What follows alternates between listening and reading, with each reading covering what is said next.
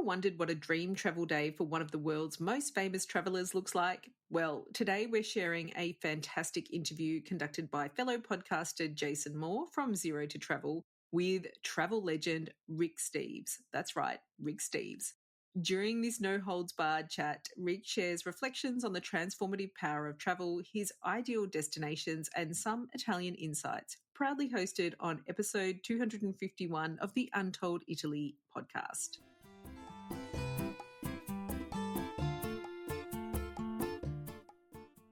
Ciao a tutti and benvenuti to Untold Italy, the travel podcast where you go to the towns and villages, mountains and lakes, hills and coastlines of Bella Italia. Each week your host, Katie Clark, takes you on a journey in search of magical landscapes, history, culture, wine, gelato, and of course, a whole lot of pasta. If you're dreaming of Italy and planning future adventures there, you've come to the right place.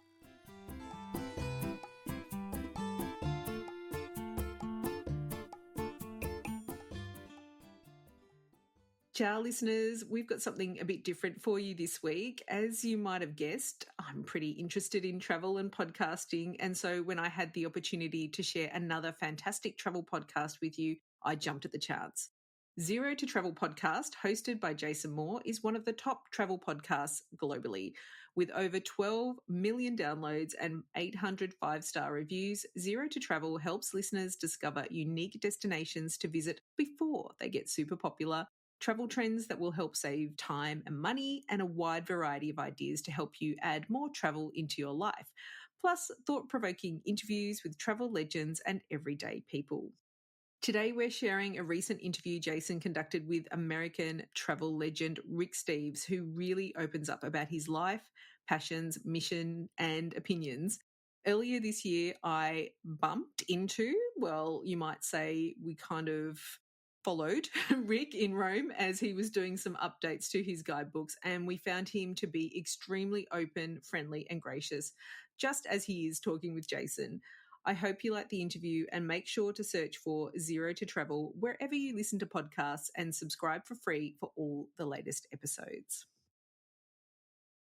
The road can be playground, the road can be a school, or the road can be church. And when I say church, it could be synagogue, mosque, temple, or just a place where you're thoughtful and you get away from home and you learn about your home by looking at it from a distance. You might recognize that voice. That is none other than the travel legend Rick Steves. If you haven't heard about him, where have you been? He's one of my travel heroes. He started his business, Rick Steves Europe, back in 1976. Since then, he's been producing best-selling guidebooks, a popular television show on public TV, a syndicated travel column, and free information, all aligned with his core mission to help people get out and travel Europe. Rick has had a huge influence on me, both personally and professionally. His recommendations helped to shape some of my early trips to Europe, which ultimately led to my living a life filled with travel and my work to help others travel the world on their terms right here on the podcast. So needless to say, he's been a dream guest for me, and it was an absolute honor to get a chance to chat with him and to get a chance to share this conversation with you today. It's a wide-ranging one. Among other things, you'll hear what Rick learned from his first time off the road in decades during the pandemic, why Rick was encouraging people to rip out pages of one of his guidebooks at one point, how chronocentrism can help to inform your travels, best lesson his parents ever taught him, which also doubles as some great business advice, our mutual love for stolen sandwiches. You'll hear about that.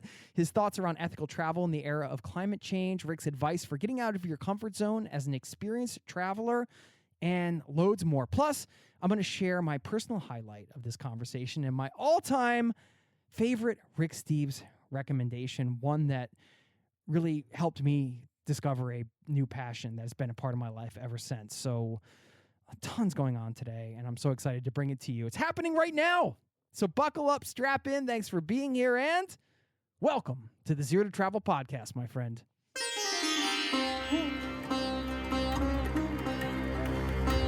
You're listening to the Zero to Travel podcast, where we explore exciting travel-based work, lifestyle, and business opportunities, helping you to achieve your wildest travel dreams. And now your host, world wanderer and travel junkie, Jason Moore. Hey there, it's Jason with ZeroToTravel.com. Welcome to the show. Thanks for hanging out, letting me bring a little travel into your ears today. This is the show to help you travel the world on your terms to fill your life with as much travel as you desire, no matter what your situation or experience. And what else can I say? Travel legend Rick Steves is on the show. I could not be more excited to bring this one to you. Before we dive in, I will give you a heads up. There's a moment in this conversation, one of my favorites, where I give Rick a teleportation device. We know those don't exist unless there's one stashed away in Area 51 somewhere or something. But a hypothetical device that allows him to zip around Europe instantaneously without having to take planes and trains. And he gets to have breakfast wherever he wants, wake up where he wants, go to lunch, have an activity, and do it in any country. And because he's so well-traveled and so knowledgeable and such an expert on Europe, I couldn't wait to hear his answer to that question. And boy, did he deliver. And what a treat to hear him so eloquently describe the moments on this hypothetical day and the places. And he really takes you there. And that's what he's known for, right? Being able to communicate, to bring to life a destination, and to do it with such eloquence. He does it in his TV shows, in his guidebooks, everything he does. And it was just such a joy to hear him describe that day and let him kind of whisk you away with just his words. So be on the lookout for that and loads more in this conversation coming at you right now. Stick around on the back end if you'd like to hear my favorite all-time Rick Steves destination recommendation, one that I heard about through him. I never would have ended up in this place without hearing about it from Rick, and certainly changed my life for the better and allowed me to discover a passion that I had not known I had, and just another of the many things I have Rick to thank for. So stick around for that. And for now, please enjoy my conversation with Rick Steves, and I will see you on the other side, my friend.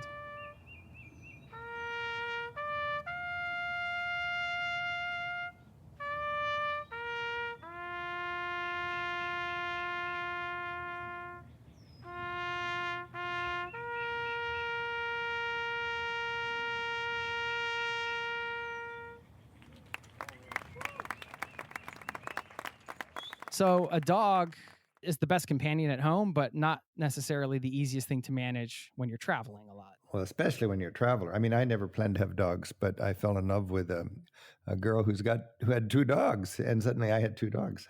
How's that been for you? Well, it's been great. And during COVID, it was wonderful because I learned the beauty of dogs. I never understood that before. I just didn't even respect people who walked dogs. And I have to admit, now I realize what an idiot I was. And it's beautiful to have a canine friend around. But it is complicated when you travel. That is for sure. And one reason I've never had a dog is I'm pretty practical because I'm kind of workaholic and I spend 100 days a year in Europe. And the last thing I want to do is worry about a dog when I'm worrying about updating all my guidebooks or leading tours or making a TV show. And now you have a dog you love that you have to leave, or 2 dogs sounds like you love that you I had 2 dogs. One of them died, but we've still got one, and one is gorgeous. You know, the cool thing about COVID was his chance to learn there's other things you can be passionate about. And when you're locked up, if you're a traveler, you try to employ that traveler's mindset at home. And you have that curiosity, and you get out of your comfort zone, and you dust off old passions, and you try new things. And you want to carbonate your life in ways that travel carbonates your life, even though you're not going anywhere. That helped me get through COVID. And I had a pretty decent couple of years of lockdown. But now we're getting back to travel with a vengeance. Was it during COVID that you were doing the morning trumpet blast to the neighborhood at home? I think I saw that on CBS Morning or something like that. Yeah. Were you doing that at one point? I was. It's a tradition. I still do. It's not morning, Jason. It's sunset. And if there's a nice sunset, I've got a view across Puget Sound of the Olympic Mountains. And when the sun goes down, if it's clear and it's a beautiful sunset, I just can't help but grab my trumpet and stand out on the deck and play taps. And I try to time it so that when the last little ray of sun dips behind the mountain, I run out of breath on the last note of taps. And I was doing it in the scary part of COVID. And it was a nightly ritual that summer of 2020 all across town, people would whoop and holler and clap, and it was a way we all checked in with each other. And I really love to do it. So if I'm all alone on my deck, and I still do a little jig after I play taps, it just fills me with joy. I've started it up. We've had a couple of good sunsets so far this year. So what's this? This is the 20, 21, 22, 23, the fourth year, the fourth summer during this COVID and post-COVID time. Yeah, it's just a reminder of that we have a community and we can celebrate our environment, and we're all in this together. One of the things I love when I'm home, and I mean, this is a big thread in your work too, right? Is the opportunity to give people an experience that they'll remember. And, oftentimes, I guess when we're traveling, we're getting that from other people. And then when you're home, it's such a joy to be able to like gift that to people that are coming through your town. You know what I mean? Oh, yeah, right. Well, that's kind of our middle name now as a tour company. That's the biggest part of my business, is taking 1,000 tour groups around Europe every year. And I've got 100 wonderful guides in Europe. And the goal is to give people experiences, experiential travel. Every meal is an opportunity for a lifelong memory. And if the tour guide's on the ball, you'll have lifelong memories. If the tour guide's slacking off, it's just another bowl of spaghetti, So that's the challenge. And it's, as you said, it's the same thing here. It's fun to make memories. Well, I should give you a little bit of an introduction, even though my guest today needs no introduction. I'm going to give you a short one anyway. I would say you've been the world's greatest ambassador for travel. So your wildly popular TV series, guidebooks, and group trip offerings have been getting armchair travelers up from their seats and out into the world for over 4 decades. In short, he's a legend. You can find his work at ricksteves.com. And you've been a huge inspiration to me, Rick, and I am thrilled to have you here. So I've been waiting to say this for 10 years since I started this show. But Rick Steves, welcome to the Zero to Travel podcast, my friend. Nice to be with you, Jason. I don't know what took you so long, but now we can talk travel. I know we're already into it, but sometimes I slack off on these intros. I'm based in Oslo, Norway, and I know you have a strong connection to Norway. So I wanted people to hear about that because that was sounded like a pretty important moment in your life. Oh, yeah. I've had great experiences in Oslo. 3 of my 4 grandparents came over on the boat from Norway. My mom's parents homesteaded up in Edmonton, Alberta, and eventually got down to Vancouver, BC, and then Seattle. And my dad's dad was a wild and crazy, womanizing, drunk ski jumper in Leavenworth up in the mountains by Seattle from Norway. And he was a crazy Norwegian guy. And I just really treasure my Norwegian heritage. On my very first trip to Europe, my parents took me to Germany to see the piano factories because my dad decided he was a piano tuner. He decided to import pianos from Germany. And then we zipped up to Norway to see the relatives. And what a beautiful thing. Whatever your family heritage is, to go back to the old country and see relatives is just great. And I was behind the Royal Palace. You live in Oslo, you would know Frogner Park, filled with these beautiful statues by Gustav Vigeland. And they're all naked, nude, concrete statues of people doing different things. Young people, old people, families, kids, screaming babies, whatever. I was just embarrassed by the nudity. I got over that. And then I was just enjoying the park with my mom and dad. And it occurred to me as a 14-year-old, my parents were I remember looking up at them, realizing they didn't have a lot of money. It was their first trip ever to Europe. They were compromising their travels greatly to have me along, and it cost them a lot of extra money, and they couldn't do all the things they wanted to do because they had this kid with them, kind of a high-demand 14-year-old kid. I realized my parents were just loving me. And then I looked out at the park, and it was like a eureka. It was speckled with other families, other parents loving their kids who didn't even know I existed. And it occurred to me, wow, this world is a lot bigger than me. And it's home to billions of equally lovable little kids like me. That sort of stuck with me a long time. And then much later, I met a philosopher in Oslo called Erik Daman. I don't know if you've ever heard of him, but he had a political movement in Scandinavia called The Future in Our Hands. And he was so trippy, out there, so progressive, so ahead of his time. And this must have been in the 1980s, Erik Daman. And there were actually parliamentarians in Denmark and Sweden and Norway that were part of this movement. And the whole idea is we have enough material wealth. We can be satisfied materially, and we can get into things that are more important. And my Scandinavian friends really are tuned into that, I think. Of course, they're blessed because they're so well off anyways. But they just tune into the finer points in life, I think. And they They work together, they trust their institutions, and we can learn a lot from Scandinavians. But I was the American representative of that movement for a while, the future in our hands. I forget the word in Norway, but I visited him like somebody going to a guru on a mountaintop Really? in Tibet. I went to Oslo and I just sat at his feet and got to talk to him with all of his other devotees. And Eric de Man is a great man in Norway. Wow. Now I have to look him up. I had not heard of him. Yeah, it's interesting, that idea of being an ambassador for something, or sometimes when you're traveling around Europe, you're almost like a mini ambassador for the entire country of the United States, even though you don't want to be necessarily. It goes both ways. And Right. I always think about that. Plus, I'm burdened with the fact that I've got some notoriety. People know who I am. So I have to be on my best behavior. Is that hard sometimes? I mean, Yeah, it must be. Well, let's say I'm going through TSA and I'm just in a bad mood because of all this security, I can be a little bit, of a smart aleck or a smart ass. And then I get up to the final TSA guy and the guy goes, "Hey, Rick, I like your show." And then I feel like a real jerk because he likes my show and I don't like his security. Right. But I mean, you're human. It's like, I'm human. I love meeting people who like my work on the road. It's the greatest thing about the work I do is I get to see immediate people with my book in their hands, people with my app in their ears, people with their dreams that were shaped by a TV show they watched, people that are reading from my book, my art book, to their children in front of, some great piece of art in the Uffizi Gallery. And so I get to see that. I'm always happy to chat and get a selfie with people or sign their book or whatever.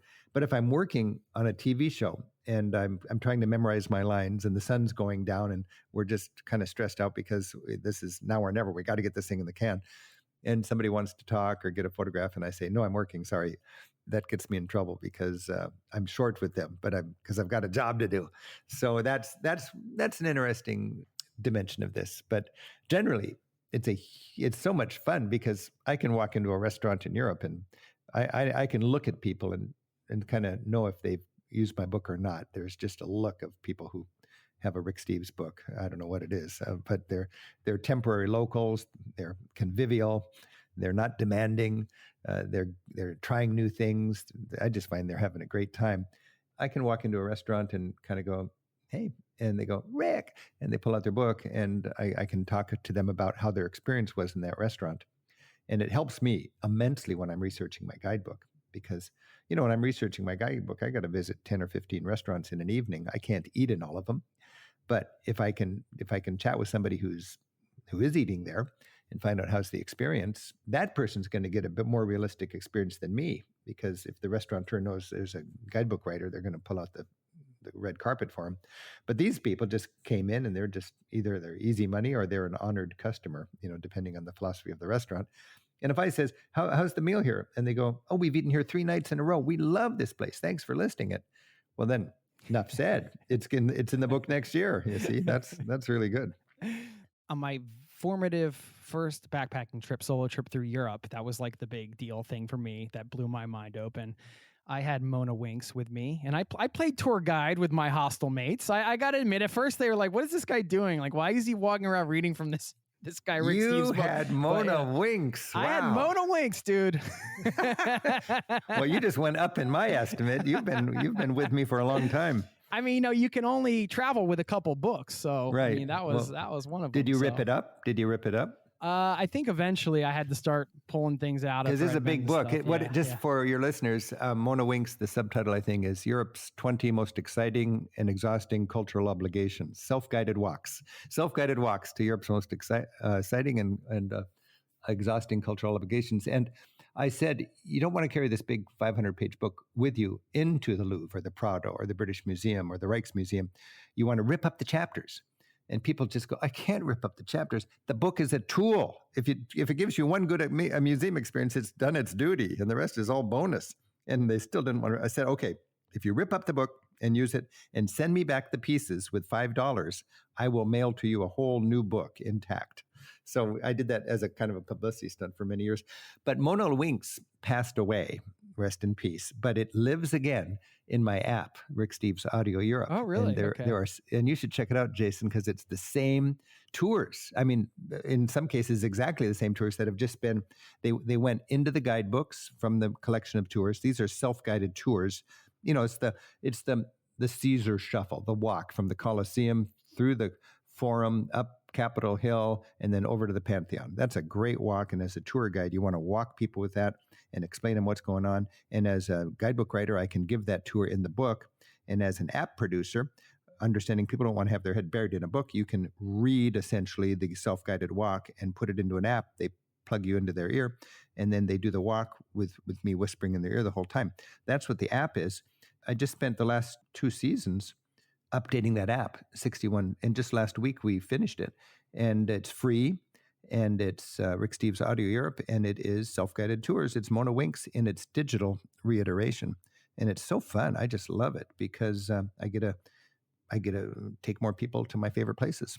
You also have the entire 6-hour series, I believe, on art in Europe. So I do have some questions about art and music and all that. But well, I just got back from Rila Monastery, actually. I was there last week in Bulgaria. Lovely place. I know you had it in your Bulgaria show. Yeah, I was just wondering for you, how much does spirituality or your personal beliefs play a role in your travels? I think it plays a huge role. First of all, I think as a teacher and a tour guide and a writer, I have an advantage. So much of Europe is based on church history, the Vatican and religious wars and all sorts of, it permeates European art. If you didn't have a respect for that, you'd have a tough time teaching it. I mean, if you think Roman Catholicism is just a joke and you take a group into St. Peter's Basilica, I don't think you're going to be that great of a guide. I'm not a Catholic, but I'm a Christian, but I have the same respect for a synagogue or a mosque or a church. I just love to embrace local. To me, religions are just people trying to figure out how to get close to God. It's a cultural thing. And I'm not into condemning other religions. I just want to get close to God. And my heritage is Norwegian, so obviously I'm a Lutheran, so that's just the way it is. It just makes the culture of Europe more beautiful to see that 500 years. I'm sort of into this thing. I just made up a word called chronocentrism. We got ethnocentrism. And people know what that means. You think your ethnicity or your culture is the norm when it's not. And then chronocentrism is trying to look at everything through 2023 eyes. And I think it's important to look at things in the proper context historically. To look at St. Peter's not as something made by a church that has a problem with a bunch of pedophiliac priests that took a lot of money away from poor people in order to build this razzle-dazzle dome, but to think of it as the most beautiful space they could build 500 years ago to glorify God. You have a choice how you want to step into St. Peter's. But for years, I stepped into St. Peter's as a angry Protestant, and I was just pissed off when I was inside that greatest church in Christendom. And then I realized, hey, wait a minute. Why don't I just park my Lutheran sword at the door and go in as a temporary Roman Catholic? And it was a whole different experience. I just work really hard, whether I'm in Sri Lanka or Japan or Jerusalem or Germany or the Vatican, to be in the proper mindset. Who paid for this and why? What was going on? You can't go to India and think 1 billion Hindus are clueless. There's got to be something to that. And I just don't get it, but I don't want to be condemning it or disrespecting it. So yeah, I think that's a very important mindset when you're traveling.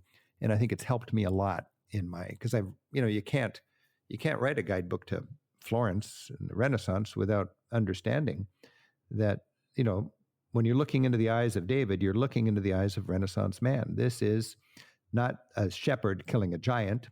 It's more than one city rising above its bully city-state neighbors, with David being the mascot. It is humankind stepping out of the Middle Ages and into the modern world. It's a recognition that the best way to glorify, it's a new modern movement, much more secular, but it's not a repudiation of God. I think it's just an understanding that the best way to glorify God is not to bow down in church all day long, but it is to recognize the talents that God gives you and then to use them to make the world a better place or make your family happier or whatever. That confidence is humanism. I love the idea of humanism. And to me, humanism is David. Humanism is the Renaissance. Humanism, so many things. I mean, I always think of the class of 1500. I talk about that in my books. And it just it's amazing to think that all these guys were doing their thing at the same generation. Leonardo, Machiavelli, Martin Luther, Gutenberg, Albert Dürer, Medicis, Michelangelo, you name it. All of these, Columbus, all of these characters in the story of Europe were the class of 1500. There was a lot going on then. And it was that transition from medieval Europe to modern Europe. And you can condemn every one of those people that I just mentioned for certain things. But if you go back 500 years and you understand what was going on back then, you go, wow, what a heady time. Lots going on. And they knew each other. A lot of them knew each other, which is really cool. What do you think happens when you die? Nice light question for the morning. There you Rick. go. That's, yeah, right. When you die, we won't know until it happens. No. But I believe in a soul. So I just believe there's more than just, 95% water and a little bit of whatever else there is. I can connect with that really vividly when I use the road as church. The road can be playground, the road can be a school, or the road can be church. And when I say church, it could be synagogue, mosque, temple, or just a place where you're thoughtful and you get away from home and you learn about your home by looking at it from a distance. I just had Martin Sheen and Emilio Estevez in my living room here, and we cooked them dinner, and we did a little bit of filming in Edmonds. I'm just north of Seattle, half an hour, right out of the blue. I didn't know Martin Sheen even knew who I was. And his favorite thing is to say, keep on traveling, which is the way I end my shows. And I didn't even know who Emilio was because I'm a little too old to know the Brat Pack or whatever those guys are called, Did you tell him that's your line? He can't steal your line, Rick. I gave him my T-shirt. I wore his Jed Bartlett for President T-shirt when I interviewed him for my radio show, and then I gave him our Keep on Traveling T-shirt. But the fact is, and this relates to what we're talking about, Jason, they did a movie 10 years ago called The Way, which was this great movie about the Camino de Santiago, the pilgrimage trail across northern Spain. Long story short, Martin Sheen's son in the movie didn't want to fit the mold like his workaholic, successful doctor dad. And he went off to do the Camino. And his dad was kind of disappointed in his son. And the boy died one day into the hike. Martin flew over to Spain to get his body and bring home the ashes.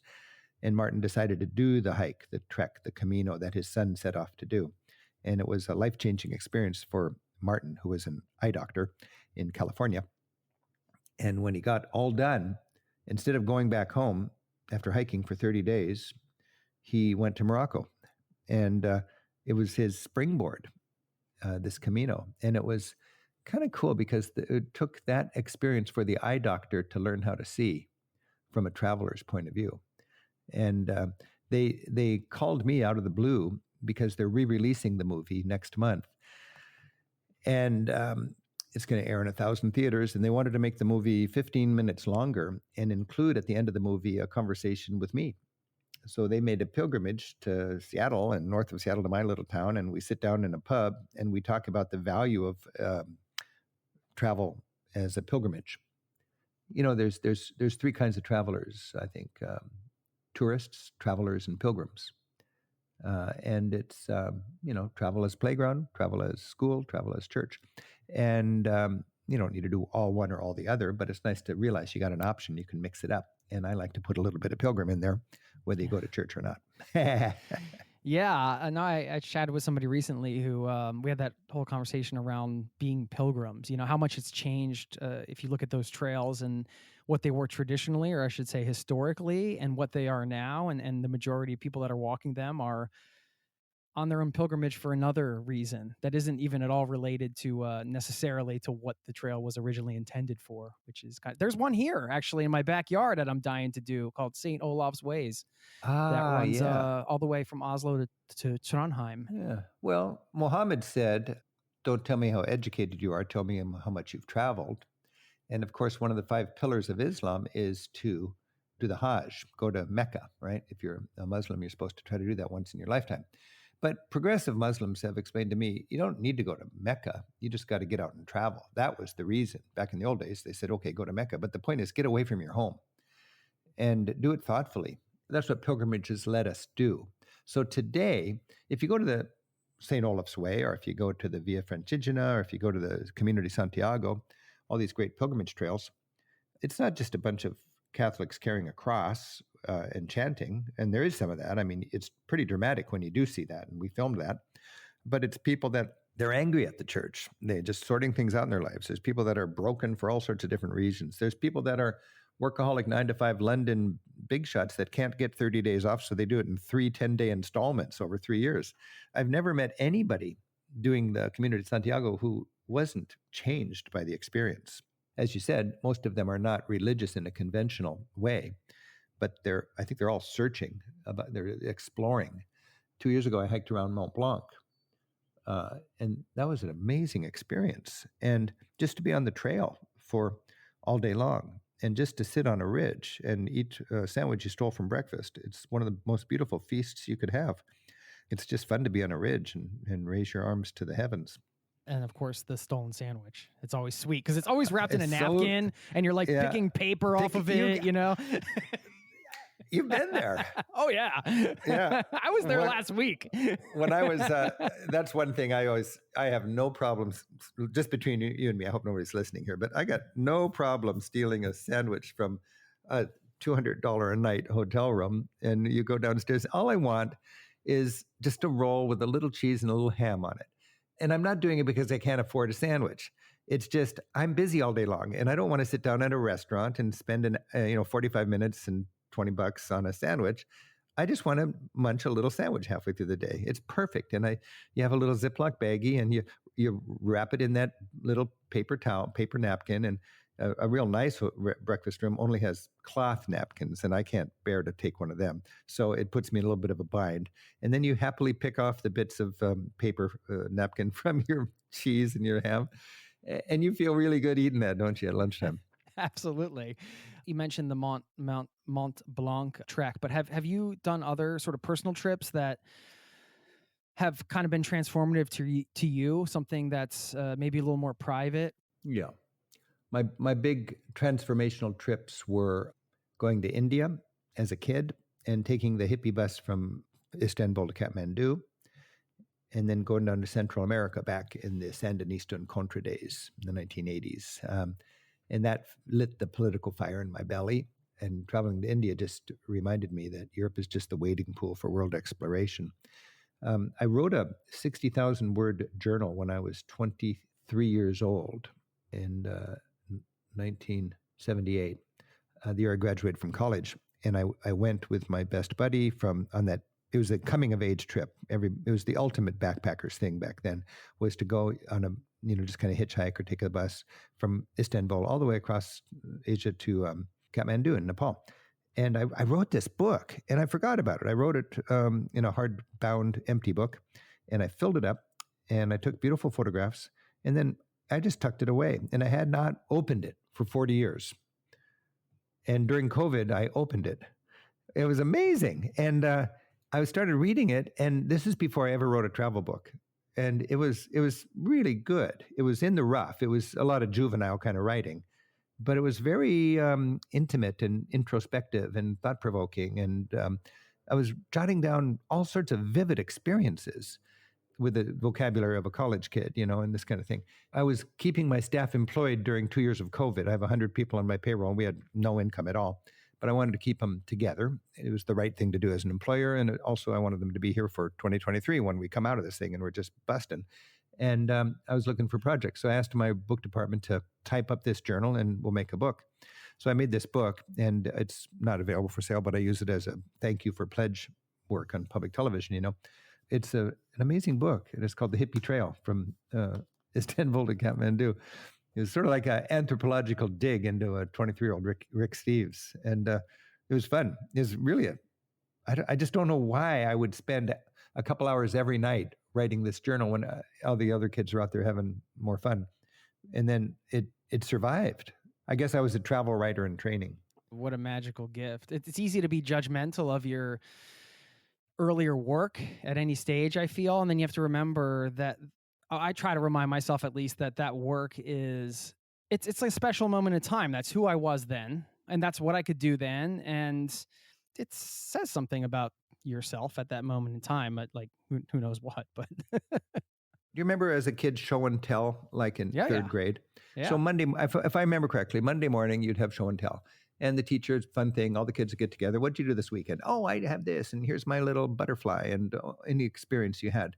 And for a lot of us, I think as adults, travel can be like, there's a lot of show and tell dimension to it. I always use that metaphor for going into a cheese shop in Paris. You know, if a cheesemonger in Paris has a chance to turn an American onto fancy cheese, they're going to jump at that if they love their work, because they know that for me, cheese is not a big deal. It's orange in the shape of the bread, you know. And then I get over there and I realize this is a sort of a festival of mold, this cheese shop, and he wants me to try this.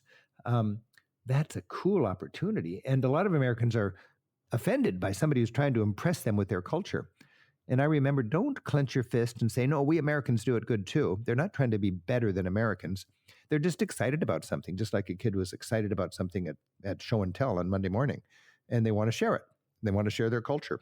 If somebody comes to Seattle, I'll take them down to the marketplace and the guys will toss the salmon around. And it doesn't mean we're better than you. It just means we love our salmon and these guys are entertainers. Check it out. What has writing taught you about yourself? Writing, for me, is a fun challenge because I wrestle with ideas. And I get this notion that there's something here, but I don't know how to say it. And when I write it, you have to crystallize the idea. You got to organize the thought. You got to prove that thought with these words. So writing helps me get something figured out. Like, what's the ethics of traveling in a warming world? You know, should we be flight shamed out of our travels? You can make a case for that. But for me, and I think for you too, there's a value in travel and there's a cost to travel, to the environment. What I want to do is not stay at home, because I think the challenges confronting us in the future are going to require people with a global perspective, nations working together, respect for other nations, and good governance, and an appreciation of the beauty and fragility of the environment. And when you travel, you get that. There's a value of travel. And I think if we're going to be thinking of the ethics of travel in a warming world, and again, I'm talking about this struggle more fundamentally, what's the value of writing? I've been writing and figuring this out. You need to maximize the positive of travel. You need to get out of your comfort zone. You need to have transformational travel. You need to come home with a broader perspective. That's the most important souvenir. And so you're going to maximize the benefit of travel, and then you want to minimize the cost of travel, which is environmental. And you do that through mitigation. You travel in as green a way as you can, and then you pay for the carbon you create by creating that much good, carbon mitigation. And mitigation is just arithmetic and science. I mean, you got X bad, you got to create X good, and then it zeroes out. It's nothing heroic, nothing to brag about. It's just you pay for your carbon. So that's, I've been trying to explain this. We need to travel, and we need to be mindful of this existential threat of climate change, and we need to maximize the good and minimize the bad. I like that idea. I mentioned earlier, I'm thinking about chronocentrism. It's kind of a way to deal with this political correctness these days, where a lot of people, it's a rape scene. How can you celebrate a rape scene? Nobody is saying rape is anything other than tragic and horrible, but it was a myth 2,000 years ago, and they did a statue of it. Do we want to judge it by 2023 eyes, or do we want to look at it in the proper context? And that's that chronocentrism thing that I'm thinking of as we deal with challenges of how advanced we are today in our sensibilities. And that's a dicey thing to talk about, but I'm working on it. Yeah. And the writing helps crystallize it, like you said. I just want to give you a shout out for the climate smart commitment that Rick Steves Europe has put out there, because You guys invest $30 for each of the 30,000 people the company takes on European tours every year. And I mean, when I saw that you announced that, I really appreciated it because, you have to lead by example.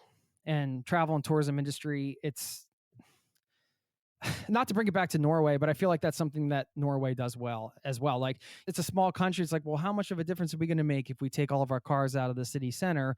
Okay, well, it is going to make a difference to the air quality here, but it's also somebody's got to lead the charge. Somebody's got to lead. Somebody's got to be an example for others. Somebody's got to show that it's not only workable, but it's good. Of course, Norway, Scandinavians always seem to provide those kind of examples. And that's an excuse for America to take it seriously. And then when America does it, that means other nations follow just because they want to be in good with the United States. When it came to third world debt relief or any number of things, if the United States poo-poos it, other people poo-poo it. If the United States takes it seriously, there becomes a whole momentum that's created. That's quite important to be mindful of. And, if you look at ricksteves.com, if you go to our Climate Smart section, the first thing it says up on the top is, if you're a tour organizer, steal this program and do not credit us. Just use it, and it's nothing to brag about. It's nothing heroic. It's just, I wish we were taxed for our carbon, and then that money would pay for our carbon. That's mitigation. But that doesn't work in the United States because it's not good for business in the short term. Of course, it's good for business in the long term. It lets us have business in the long term. But in the short term, that's what rules in the United States, because I think corporations have a legal obligation to profit maximize in the short term for their stockholders. And you could even have an idealistic CEO, but if the board doesn't like it because they're not getting their money to their shareholders, then you got to change your tune. So I just think this is an opportunity to raise awareness of that, and that's important. Well, I was going to ask your advice on this topic because I feel like, there might be some people listening now who are in a position where, let's say they want to speak out, or they want to, they can be an employee, a business owner, it doesn't really matter. And they know that if they do kind of stand up for something, whether it's a political belief or some other thing related to their organization, that there could be backlash. You're an opinionated guy, which I appreciate, and you're not afraid to share those opinions. And, that's come over time, I suppose, throughout your career. But I'm sure there's moments where it's like, do I need to talk about this publicly? Am I going to lose customers over this? How much backlash is this going to cause? I mean, yeah, just, I don't know, you can use personal examples if you want, but I guess, you've been in the thick of this for quite some time now, being a high profile figure in travel, and, not being afraid to, support certain issues and things like that. That can be tricky for some people, that they're afraid they're going to lose everything. I'm just wondering if you have some advice or wisdom to share around that. Well, first of all, you can be the conventional tour guide, and let's just put it in terms of what I do. I'm a tour guide, and the standard wisdom, and I would think it's fair to say almost every tour company tells their guides this: stay away from religion, stay away from politics, and don't talk football, soccer. Because that just causes you. That's just probably a smart way. Yeah. Just you don't why want go there? fights, right? Why go there? You don't want fights. So, and I've got 100 guides, wonderful guides. They're all self-employed, or what do you call it, independent contractors in Europe, on top of the 100 people that I have here in my office in Seattle. And we have an annual summit. It's been in person for years, but during COVID, it's been virtual, where we get everybody together. And we talk about, what is a Rick Steves tour guide? And I say, one thing we are is we encourage our guides to talk religion, talk politics, and talk football. But you got to do it respectfully. It's not I'm right and you're wrong. It's not America screws up and we're smart. You can't America bash and get away with it as a tour guide, but you can share. Why do we pay such high taxes? And why do politicians in Norway not have to brag about tax breaks? There's trust in institutions. What about old age, respect for seniors? What about healthcare? What about immigration issues? I mean, we all got the same issues. So as a traveler, you can take the easy road and just, dumb it down. And it's, frequent flyer miles and duty-free shopping and what's the power of your sunscreen. Or you can raise the bar and talk about stuff that matters. The art for me is to talk about stuff that matters in a way that stimulates and challenges people without alienating them. And I just did it, Jason, out of boredom. I was doing the same tour over and over again with wonderful Americans for 30 years. And I realized after, maybe 10 years, I want to get more out of this tour. I want to make it a life-changing experience. And it just made it more complicated for me. And I screw up and I fell on my face a few times and I pissed a few people off. But I got pretty good of not abusing the bully pulpit, because when you've got 25 paying customers on your bus for 2 weeks and you get a hold of the mic, it can be abusive. And I could very easily just abuse that. And it would, if I was a participant, especially if I was dragged on that tour by my wife, who insisted that I go, and I would rather stay home and go fishing. And here I am listening to some kid talk about Europeans and their healthcare. That can be really a lousy kind of vacation. But it also can be done in a way that's really fun and inspirational and not threatening. So that's our challenge as tour guides and teachers, is to open the door so our travelers can broaden their perspectives. And, culture shock is an interesting thing. People generally think of culture shock as something you want to minimize. It's a bad thing. I think it's a constructive thing. Culture shock is the growing pains of a broadening perspective, and it needs to be curated. And that's what a good guide does. And that's what we do at our Rick Steves tours. And that's why a lot of guides would rather not mess with that. They would rather work for another tour company and have a token income and make their money off of getting a kickback on shopping and extra excursions sold, which is the standard equation or operating procedure for most tour companies to pay their guides. And what we have is our guides are paid up front. There's no tipping. There's no kickbacks on shopping or options sold and stuff, because it's all included and there's no group shopping. And we tell our guides, we're going to stand by you. If you want to talk politics, and if people give you bad feedback because of that, when people do their surveys after their tour, we're going to be impressed that you took the risk, and we'll work on how to do it better. It makes the work more noble and more impactful. And I'm all over transformational travel. And even Europe, which is pretty tame, can be a springboard for a global perspective. And it's just, we're all teachers, we're all caring people. We love travel for good reasons, and we want to share it. We want to be evangelical about the value of travel. So that's it's just a teaching skill. It's a tour guiding skill. And I enjoy it. I love how travel exposes you to alternative to solutions that have been befuddling us back home for so long. So that's what I enjoy doing as a tour guide. Yeah, thanks for sharing that. I was reading in the New York Times profile that you would occasionally show up early on with tour groups and not have a place booked. So they would have that sort of mild panic of like, oh no, I don't know where I'm going to sleep tonight. Because like, it's those exact types of scenarios that taught me some of the best lessons about myself. Like, all right, I guess I got to find a park to sleep. And then I meet some random people, and then we rent a car and go on the road. All these crazy things happen. I'm just wondering, because you've been traveling so much for so long and leading the groups and all of the work you do, what do you do to get out of your comfort zone, and why is that important?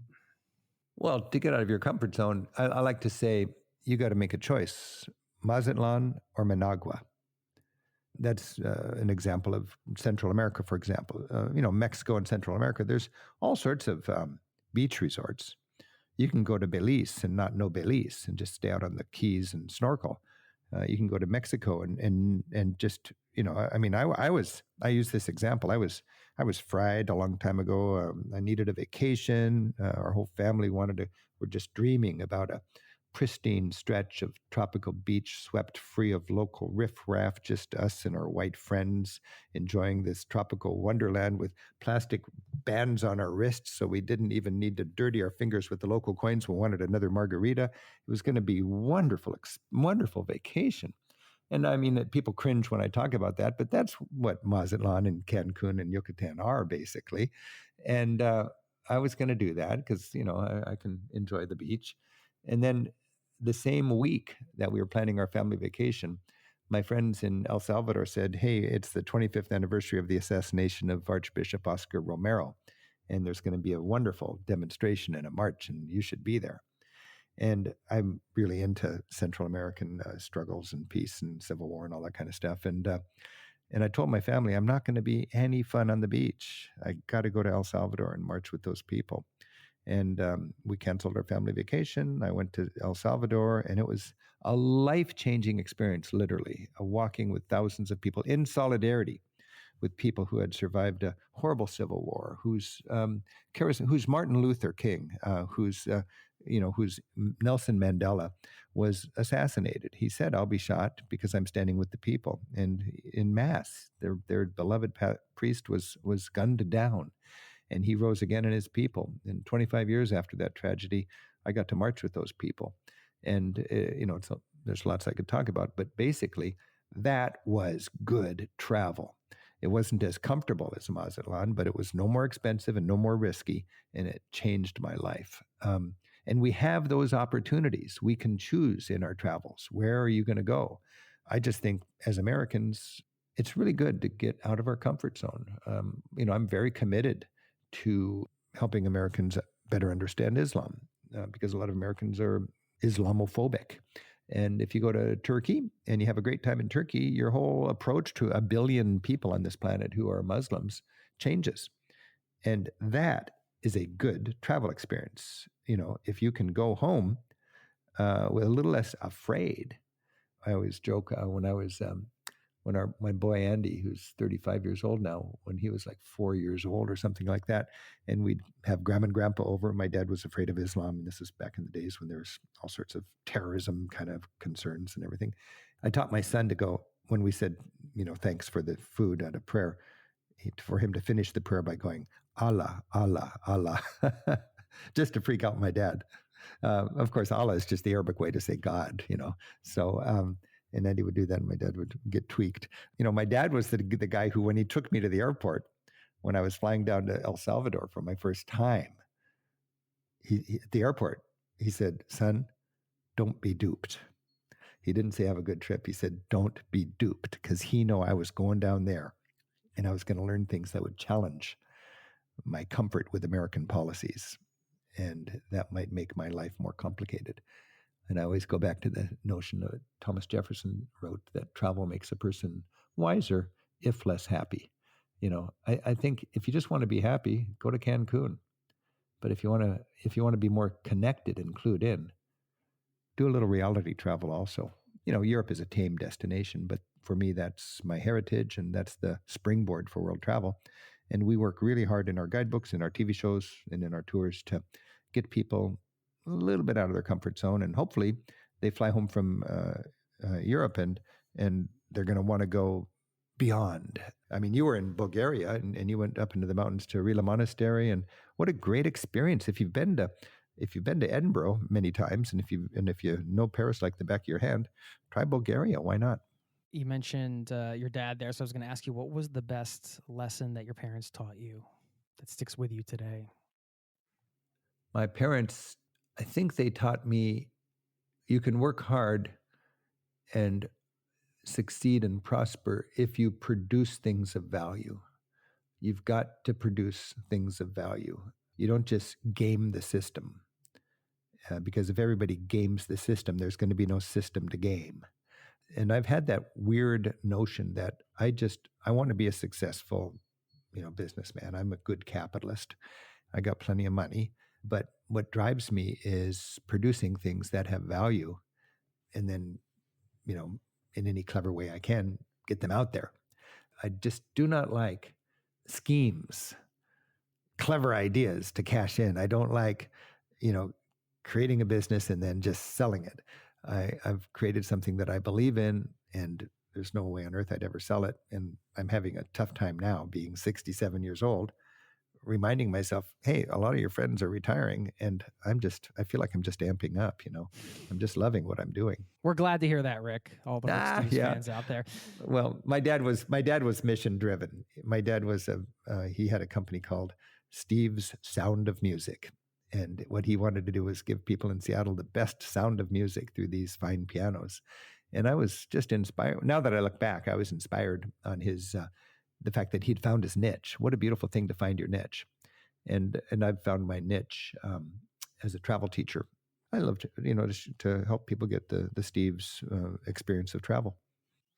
You mentioned being mission driven, which you seem to be very much be about. And I guess, using the sort of canceling the family vacation example, I wanted to ask you your advice on, maybe this is like a personal question because I have 2 small kids, and you have that personal need to travel, to create, to build and run a business, certain things you want to do to fulfill yourself, self-improvement, whatever.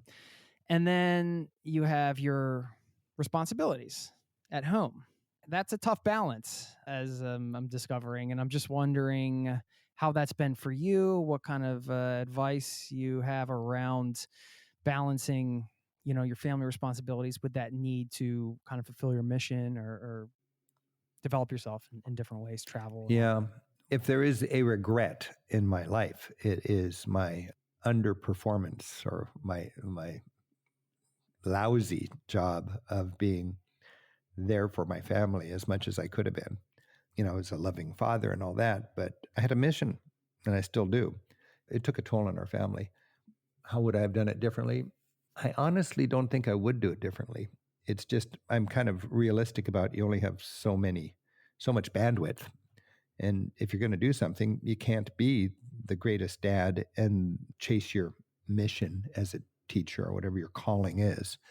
My calling is to help Americans get out there and explore the world. And it's all consuming. I've got a great relationship with my kids now.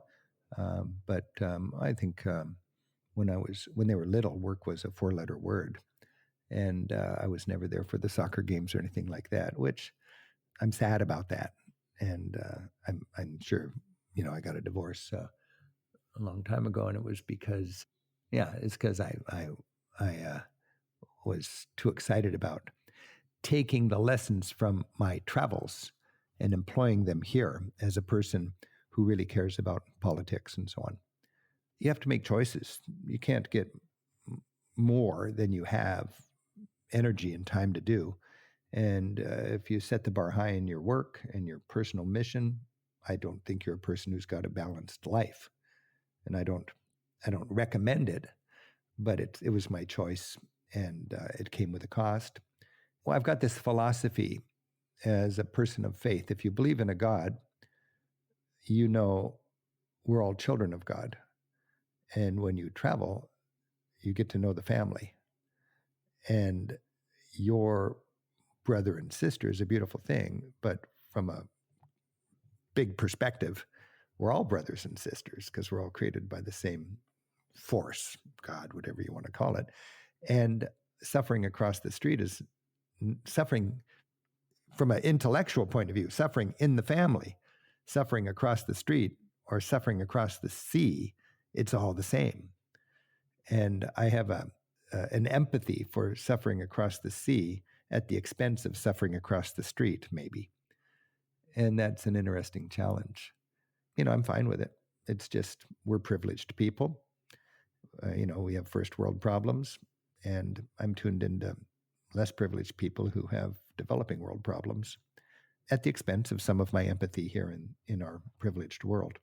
When my wife was struggling with this, I remember she said, "You're a stranger to family and family to strangers." That was the case against me. And it was a good case. I was family to strangers and stranger to family, something like that. She was right. It's just a life choice you make. Yeah. Well, thanks for sharing so openly. It's a tough, it's tough question there. Yeah. What is an artwork that best represents your life philosophy? Now, I know there's a montage of artwork going through your mind right now. Yeah. Oh, that's funny. Because I've spent the last 2 years working on the TV show we just finished, which is a 6-hour miniseries called Rick Steves' Art of Europe. And it was the greatest project I've ever You had been fun in. with it, huh? Oh, it was great. It was 20 years in the making. Every time we'd be filming, Simon, my producer, and I would say, well, let's get a little more of that because we'll use it in the art show. Let's get a little more of that. And then we had this huge archive. And then COVID hit and we couldn't travel, and we had to scuttle all of our episodes. We're going to Poland or going to Iceland. We're going to do that later this year, but we planned to do it in 2020. And we just said, okay, let's just do the art series. So it was 2 years of working, a 90-page script. And oh God, it was just beautiful. And I've watched that show so many times over the process, and I just never get tired of looking at the great art of Western civilization. And then your question was, what is a piece of art or an artwork that best represents your life philosophy? I think if you look at David, you're looking into the eyes of Renaissance man. Have we talked about David yet? I don't think so. A little bit. Did I talk about it earlier? Yeah. And you're looking into the eyes of Renaissance man. And as I always like to say, you're looking there at humanism. And I just love the idea of humanism. Stop bowing down in church all day long. Recognize the talents and the energy and the skills God gives you and get out there and change the world. I love that. And when I look at David, that's what I think. That's a beautiful piece of art. There were so many beautiful moments when we were filming. And we had a little ritual. I have an ethic when I make a TV show. We never shoot anything that other people can't do themselves. Our travelers. It's public television. I always joke it's not lifestyles of the rich and envious. It's lifestyles of you and me. It's people's travel on people's TV. It's a pledge drive hit. But the one thing I do love is occasionally we have to see something when it's closed because they won't let a big camera in there when it's open to the public. So I get to be all alone in the Sainte-Chapelle in Paris, all alone in the most beautiful Gothic space in Europe. Can you imagine? And I get to be all alone in front of Mona Lisa and all alone. I was just all alone a few months ago in front of Botticelli's Primavera, all alone in the Last Supper in Milano of Leonardo, and all of these all alone moments. And you're shooting it with your beautiful camera and your wonderful cameraman. You're going to edit together into a beautiful thing and share with the United States in every city on TV. And it's such a turn on for a person who loves art and culture and loves guiding. And we have this moment. When we're just done, when we're all alone with this masterpiece, we look at each other and go, I need a cigarette. None of us smoke cigarettes. But it's kind of like, I guess you're supposed to have a cigarette after great sex, right? Yeah, right. And I just feel like a cigarette. I want to sit on the bed and smoke a great cigarette. And we have that cigarette moment after the great sex of being with that art all alone. With the camera rolling. Wow. No, that's one thing that is one of the great joys of my work is to be able to have the camera rolling and to give that art context. To give anybody can look at a Botticelli painting. Anybody can look at a Leonardo and they can talk about the Da Vinci Code, or they can talk about, how big is his penis. They can talk about all sorts of stuff. But are they going to appreciate what the artist was all about? Are they going to appreciate what that meant when it was made? Are they going to appreciate why so much energy was put into that? I mean, it's amazing to think that, the king back then, 700 years ago when they made the Sainte-Chapelle in Paris, I understand he spent more for the crown of thorns than he spent on the building that he invested to hold it, the Sainte-Chapelle. It's a big deal to have the crown of thorns and to have an adequate place to put it and show it off. That's that Sainte-Chapelle. Well, we're not that excited about the crown of thorns these days, but when you walk up that dark spiral medieval staircase in Paris on the Ile de la Cité, and you emerge from the darkness of that spiral staircase and you step into that glorious Gothic lantern of light, and you're bathed in all that beautiful sunshine that has gone through all of that colored glass, and you're surrounded by all those beautiful stories, and you think of what went into building this and what a treasure it is that it was built during the career of one architect. So it was started and finished with the same plan. And to be able to then share that either as a tour guide or as a guidebook writer or as a TV producer, that's the joy of my work. I love the eloquence with which you describe these scenes, and what a gift to have those memories to draw on. I mean, just what a gift. Oh, I can't remember my neighbor's name, to be honest, on this dead end street I live in here in Edmonds, and I try, but I have a tough time. But there's certain things I can remember. Yeah. I know you don't smoke cigarettes, but marijuana, that's okay. That's on the yes list of smoking, right? Well, for me, high is a place. Yeah. And sometimes I want to go there. And anytime my government says I can't go somewhere, there better be a good reason, whether it's Cuba or Palestine, Iran, or a little bit of marijuana. I've felt very, very strongly about the tragedy of the prohibition against marijuana for many reasons. I've had some beautiful moments thanks to marijuana. Why shouldn't I be able to enjoy that as a responsible adult?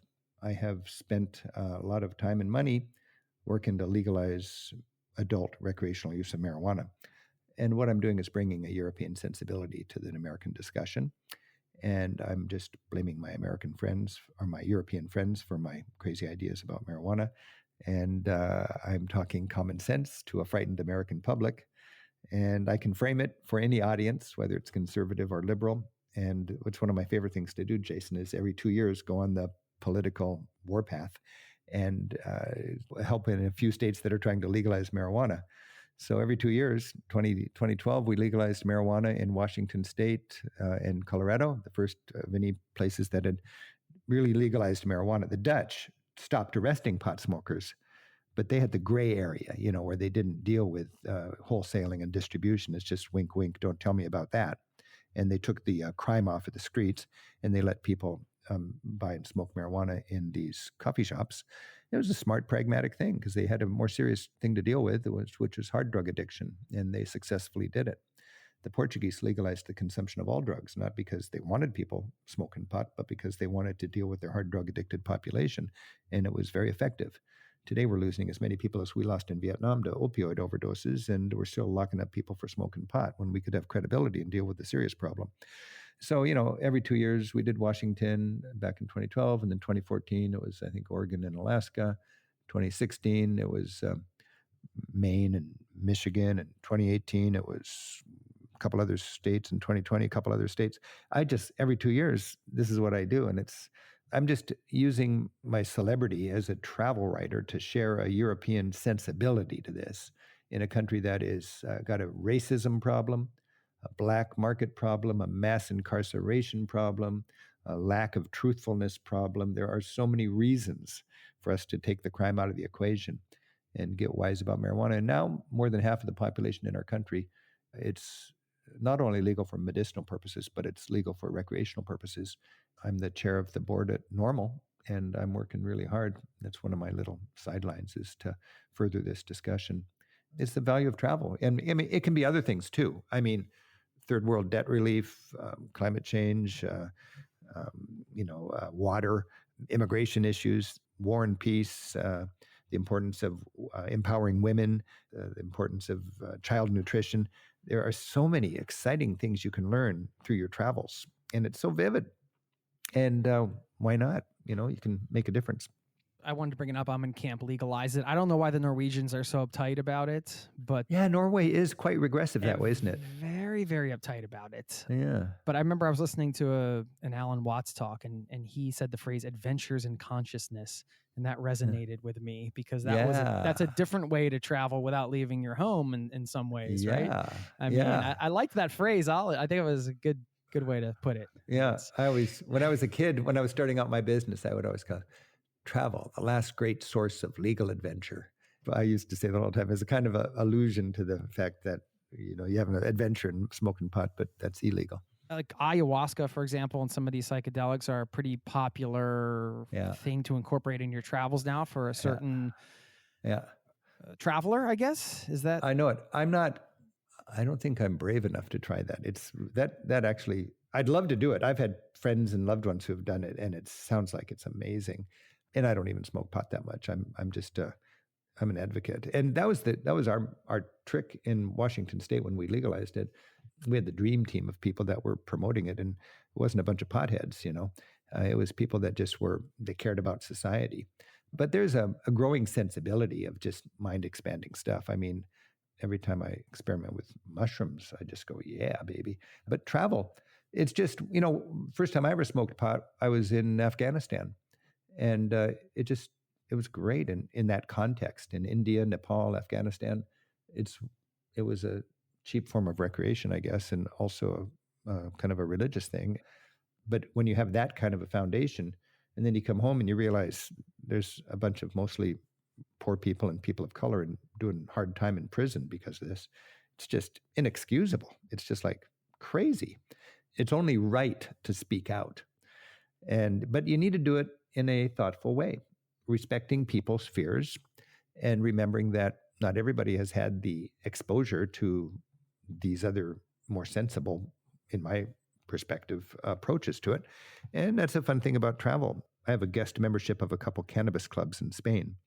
And, every country in Europe has a different approach to marijuana. And in Spain, You cannot sell it, but you can grow it. And people don't all want to spend a lot of time growing marijuana. So they join these clubs, and collectively they grow marijuana, and they pay dues to be in the club. And then they go to the clubhouse and they smoke their harvest. That's just a way to get around the laws in Spain. Different countries have different ways to do it. The Dutch have their famous coffee shops. We're ahead of Europe now because we just say, okay, let's just treat it like other soft drugs, alcohol and tobacco. You're doing a good job apparently, because it's spreading around. Well, it's it's funny because my staff is going, Rick, be careful. We have to remember we have an image and we have a brand, and you don't want to sully our brand. I've had no problem at all speaking out on this for 20 years. It used to be courageous. Now it's nothing. But I remember every once in a while people would come up to me and say, Rick Steves, we know what you think about marijuana, and we're not going to use your guidebooks, and we're not going to take your tours. And all I can think is Europe's going to be more fun without you. I would use that little joke in my lectures, and it's just kind of reminds people it's a silly, tragic yet silly thing in our society, and we can learn through our travels, and we can be better for it. So it's just one of many, many examples, Jason, of the value of travel. And when you've hiked in the Alps, and when you've learned about the concept of abbinamento in Italy. We just wrote a book called Italy for Food Lovers. And you just gain an appreciation. Abbinamento it's matching the textures and the flavor of two totally different things. Cantaloupe wrapped in a thin slice of salty prosciutto. Why did I like that? Why did I love that as a kid? Honeydew melon or cantaloupe wrapped in a thin, salty slice of prosciutto. That was abbinamento. I never knew the word. I didn't know it was a concept. I didn't know it wasn't just accidental. That's all just calculated in that culture, learned over time. And all of these things we can learn. When we go to Norway, where you live, we can learn things, and we can take those lessons home, and that makes travel really a transformational thing. Anybody in travel likes to, it seems like, throw in that word transformational travel. But how do you actually make travel transformational? That's the trick. And what I want to do as a travel writer and a tour organizer and a TV host is to help Americans be changed in a good way by their travel. Okay, I promise we're going to finish in a minute, but I have to know the answer to this one. First of all, how the hell do you get so much work done? Yeah, I get a lot of work done. I'm very productive at night because during the day I'm running a business and doing all sorts of, just the whole day goes by, and as you can imagine, just doing little things. A lot of people have ADD, attention deficit disorder. I have ASD, attention surplus disorder. I can just focus on something when it's travel, and I just love it. So I get on a jag, and I'm just getting this done. And then I've got wonderful people I collaborate with. I can, I've got a lot of people that write better than me, and we collaborate. And I haven't written. There's 80 books with Rick Steves on the cover, and there's a lot of very good travelers and a lot of very good writers that are involved in that. So I've learned over the years to partner with really good people, and I'm thankful for that. I've got a mission. I want to amplify my teaching. It's all about creating content and then amplifying it. And that's what we do. We create content and we amplify it. Our profit is not how much money is in the bank at the end of the year. It's how many travels have we impacted. How many travelers have had a better experience because of our work. And I love to make money, but I'm not focused on that. I'm focused on how many trips can I impact. And if I'm honestly focused on that, there's going to be better business coming out of it. It's a beautiful thing. I wish more business people realized that, It's a more holistic approach to business, right? It's a beautiful thing. Yeah. All right. You have a teleportation device. Can you describe your day from morning to bedtime? I thought this would be a good way to kind of get some of your sort of favorite moments, things when you're traveling. And, you can wake up, you can have breakfast any place in the world. You can then jet and do some activity. You can get in your teleportation device and go have lunch somewhere. You can, that's sort of the vibe here. So where am I going to do it? What's the day? Yeah. What's the day? Where do you wake up? Where do you go for breakfast? Where do you spend your afternoon? Where do you spend your evening? Okay, well, let me think of this. This is your dream day where you don't have to get on any planes, but you can instantly take yourself I love there. that. What a great idea. I'm going to write an article about this. This is funny. Well, I think I'd get up, and I always have a hotel that's in a good location, meaning in a town, in the center of a town that doesn't have a lot of traffic, where you open up your window. I love to open the shutters, those creaky shutters that are in old European buildings. And sometimes, you lay in bed with your eyes closed and you don't know where you are, because you every couple of days you're in a different place. And I think, where am I now? Oh yeah, good. And then you get up and you open the shutters, and the birds are chirping because there's no traffic in this downtown zone, and you're in Toledo, let's say, in Spain, the historic, artistic, and spiritual capital of Spain, not the political capital, which is an hour north in Madrid. And then you go down to a hole-in-the-wall restaurant, a place, you venture away from your comfortable hotel restaurant for breakfast, and you find a place where all the old grizzled old-timers are dunking their churros into their pudding like hot chocolate. And you just have a gut bomb of a breakfast.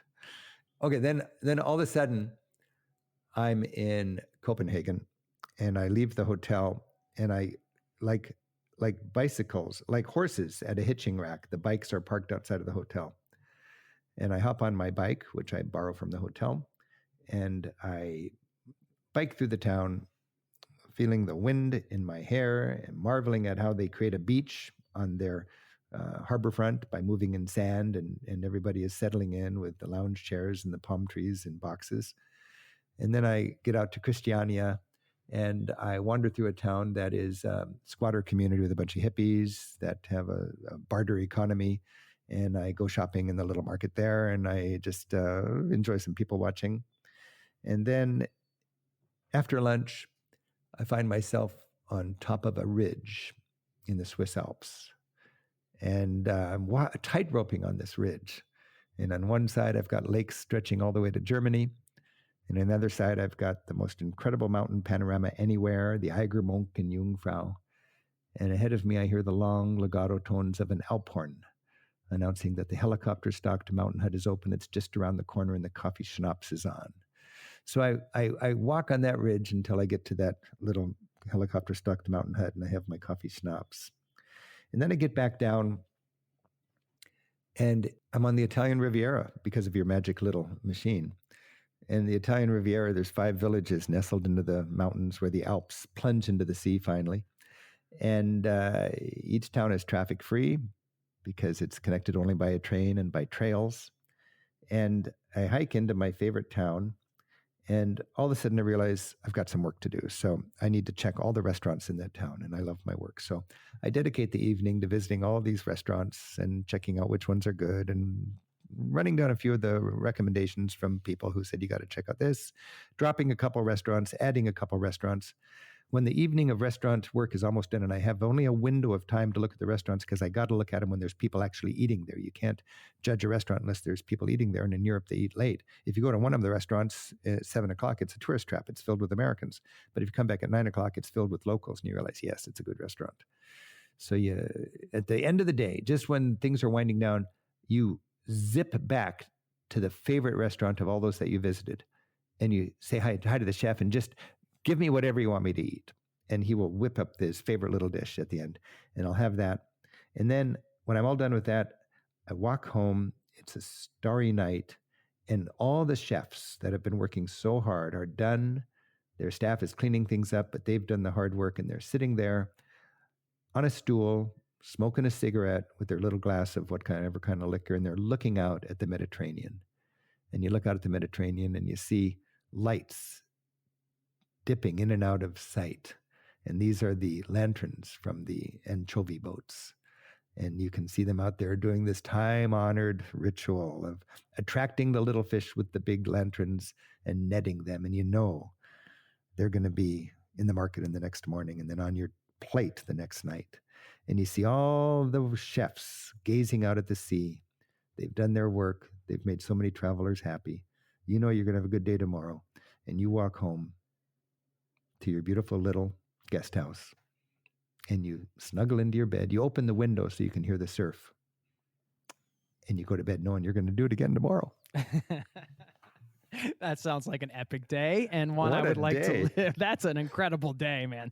Please write that article. Yeah. When you were describing the day, I did want to say thanks because of your advice on my first backpacking trip, I went to Gimmelwald, that small Oh, mountain hostel up there. And that was like where I really fell in love with hiking, which became a huge part of my life. So thank you, Rick. And also Cinque Terre in, late 90s. So that was a good time. I think it's a bit less crowded than it is now. And that was another one of your recommendations. So, you've done a lot for me personally in my own travels, and also, as far as my work, inspiring me to kind of do this type of work and seeing that there is some kind of path for it. So I just want to say a sincere thanks and gratitude for you and your work, and for taking the time to speak with me today. I really do appreciate it. And listen, you're coming to Norway to do some research. I know you're a busy guy, but we could go have some $15 beers and I'd love hit to the town, see you. You're in Oslo, right? Yeah. Let's do that. Eric Demond's no longer around, so I'd love to. I was going to say hang out with you. I'd love to have you join me as I do my work for a couple hours. That would be fun. That would be wonderful. Well, if you find time, please let me know. And let's do that. Thank you again very much. I really truly appreciate it. Well, Jason, I've enjoyed every minute of this interview, and thanks for having me on. And best wishes with your work. And as I like to say, keep on traveling. Thanks. Cheers.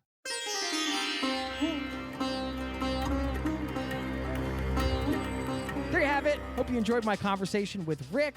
Thank you once again to Mr. Rick Steves for coming on the show, and for his team for helping to organize this conversation. I'll leave you with a couple of my favorite quotes from Rick to wrap this up. First, I did promise at the top I would share with you my favorite all-time Rick Steves destination recommendation, and you heard me mention it briefly in the show. The Mountain Hostel in Gimmelwald, Switzerland, a small village.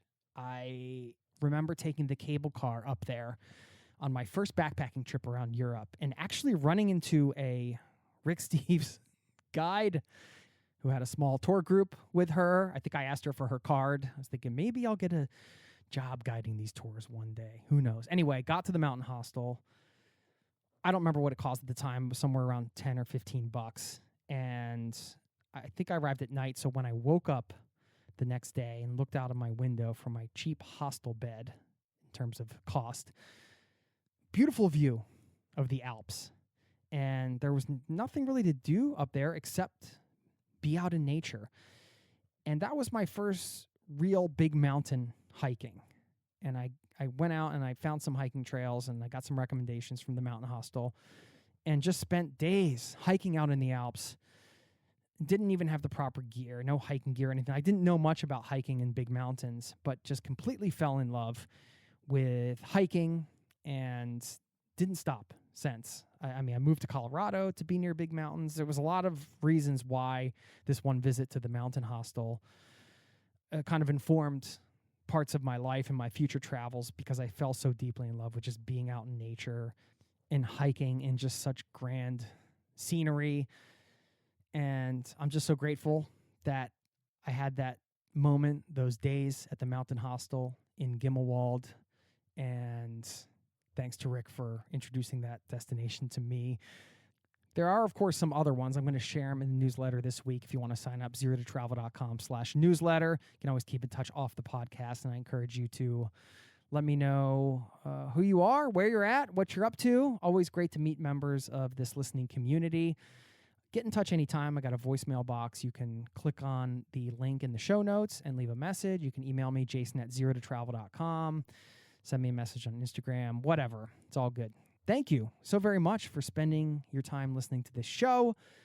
And I look forward to seeing you next week. I'll leave you with a couple quotes from Rick Steves. First one, self-consciousness kills communication. And one on travel to send you on your way. Travel is rich with learning opportunities, and the ultimate souvenir is a broader perspective. Thanks for listening, and have a great rest of your day. Peace and love to you and yours. Cheers. This podcast has been brought to you by zerototravel.com. Ideas and advice to make your travel dreams a reality.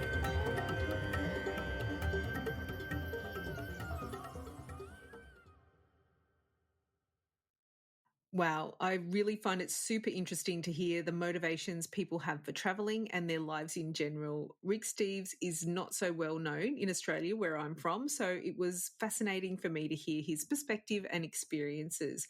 And especially as a tour operator, as he's built his tour company around experiential travel and the hope that travelers start seeing things from the point of view of the people outside their home country. I hope you enjoyed listening to this interview. And if you did, here's a reminder that it's by Jason Moore and the Zero to Travel podcast, which you can find wherever you listen to podcasts or on our episode show notes at untolditaly.com/251 for episode 251. And we've left a link to Zero to Travel there and all the ways that you can connect with the show. That's all for today. Thank you for joining us for this special presentation. Next week, we're back to our usual programming and hitting the ski slopes in beautiful Italia. But until then, it's ciao for now. The Untold Italy podcast is an independent production. Podcast editing, audio production, and website development by Mark Hatter, production assistance and content writing by the other Katie Clark. Yes, there are two of us. For more information about Untold Italy, please visit untolditaly.com.